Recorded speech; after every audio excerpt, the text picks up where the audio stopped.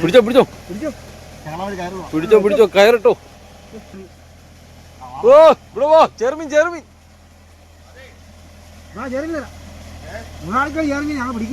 വാ വാ ഓടി വാ. ഞങ്ങൾ തപ്പിയാ പിടിക്കുക. പൊക്ക് പൊക്ക്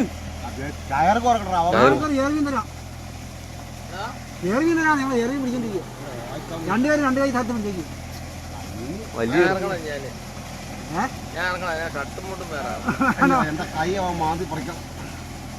കുടുംബായിരിക്കും. ഓളാ ഞങ്ങൾ രണ്ടുപേരും കൈ ഇരിക്കുക. കൈ മൊത്തം മുറുക.